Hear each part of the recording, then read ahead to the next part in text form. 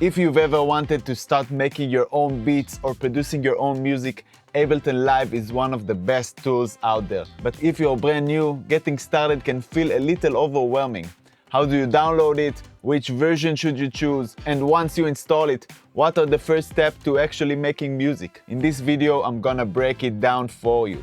First, I'll show you exactly how to download and install Ableton Live, then I'll walk you through the basics. By the end of this video, you'll have Ableton Live up and running and you'll know the key features you need to start making music right away. No unnecessary steps, no confusing explanations, just a simple, clear guide to get you started fast. And real quick before we start this video, if you're serious about leveling up your music production, you need to check out my free community, DIY Musician. Inside you'll get free courses, a free massive MIDI chord pack, and a network of artists and producers to connect with. It's everything you need to start making better music faster. Hit the link below and join now, it's completely free. Now let's dive in. First, let's download the software. To download Ableton Live 12 free trial, follow these steps. Go to ableton.com, click on the Try Live 12 for free. Choose your operating system, Mac or Windows, then click Download. Open the downloaded file and follow the instructions. After installation, open Ableton Live 12, press Start your free trial. It will take you to Ableton website where you will have to open an account, enter your email, password and other information, and then open Ableton again. And woohoo, you did it! Ableton Live 30 days trial has begun. Keep in mind that you have a free trial for the software for 30 days. After that you will have to buy the software. I'll talk about the buying options in the last day of this course. You don't have to buy it yet. The program opens with the demo project. Before we start working, we need to check that the sound works. First, we'll go to the settings. Click on Live, then Settings. If you're on Windows, click on Options, then Preferences. Click on the Audio tab. If it says no audio, choose Core Audio if you're on Mac or ASIO if you're on Windows. Under the audio input device, you can leave it with no device, or if you have an audio interface, you can choose it here. And under audio output device, choose your external headphones, the headphones that are connected to the computer, or your computer speakers. Then close the settings. Important note, I use a Mac and will refer to the command key. If you're using Windows, use the control key instead. Now let's press play here at the top to listen to the demo track.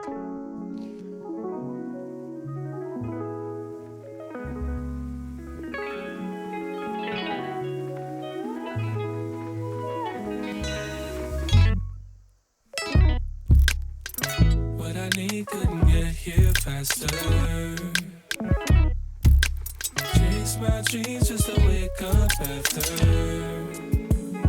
Run it back, time I wasted, time I had. One after one is a hourglass.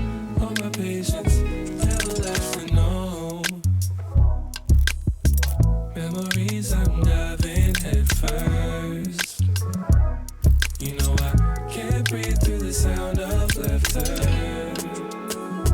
Running back, time I wasted, time I had. One after one, it's a hourglass.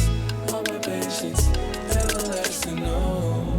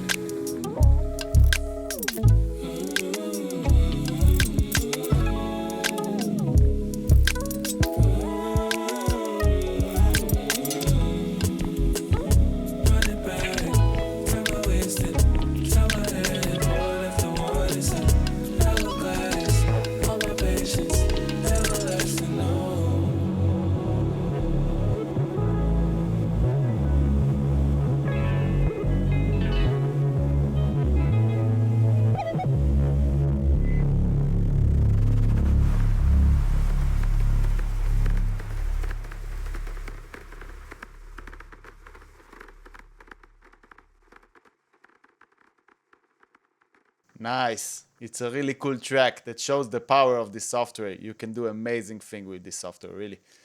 Okay, now let's open a new project. Click on the file, then new live set.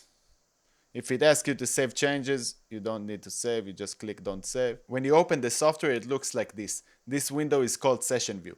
We won't use it in this course, so press the tab button on your keyboard or click this button at the top to switch to the arrangement view. This is where we'll work on our song. Session View is more for live performances. Now let's get to know the software. At the top there's a play button, a small triangle. Next to it a stop button, a square. Then a record button, a triangle. On the top left you can set the tempo of the song. Tempo is measured in beats per minute, or BPM. It determines the speed of the song. For example, at 60 BPM, the click plays 60 times per minute, which means once per second. At 120 BPM, it plays 120 times per minute, which means 2 times per second. Let's listen to the metronome, which marks our tempo. Here you can turn the metronome on and off. I can change it to 60 BPM, for example. You see, it goes much slower now. I can change it with my mouse. Just holding it and dragging it. Or I can just write down a number, let's say 80. I can press play with the space bar as well, or here. Okay, here we can choose our time signature. Now it's in 4 quarters. We can change it to 3 quarters. I just write it down in my keyboard. Or 6/8, for example. If you don't know what I'm talking about, it's okay. Just keep it in 4 quarters. This is what we'll work on in this course anyway. A great feature in Ableton is the info view. If you hover your mouse over something and you don't know what it is, the lower left box provides an explanation. If I hover over it, it says info view. But if I put it, let's say, over the play button, it says at the bottom, play button. Click to start playback. If I put it over a track title bar. Everything I put my mouse over it, it says what it is. This is very useful for learning the software. Now let's go over the windows of the software. On the top left is the browser, where we choose musical instruments and effects. I'll explain this in more detail later. On the right side, you select the tracks you want to work with, which are the instruments you use in your song, like piano or drums. The middle window is where the notes and music are displayed. Below is the effects window and the editor window. In the middle window, you see the musical bars, bar 1, bar 2, bar 3, bar 4, and so on. Zooming in and out changes the division of the bars. To navigate in the software, use the mousepad to move right, left, up and down. Hold Command or Control on Windows, and move up and down to zoom in and out. If you're using a mouse with a wheel, scrolling up and down moves the project view up and down. Holding Command while scrolling, zoom in and out.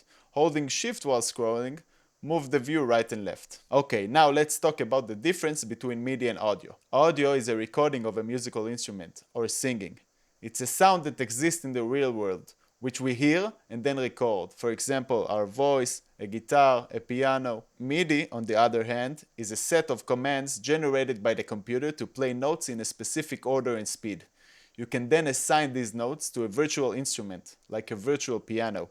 With MIDI, you can create music using just the computer, without any physical instrument. If you found this video helpful, you're gonna love what I'm sharing inside my free community, DIY Musician. It's where artists and producers come together to learn, collaborate, and level up their music production. Inside, you'll get access to free courses, a massive MIDI chord pack, an exclusive ebook, and tons of resources to help you produce and release your own music. Plus, you'll find more in-depth video like this to keep you growing. Want in? Click the link below and join us today. See you guys there.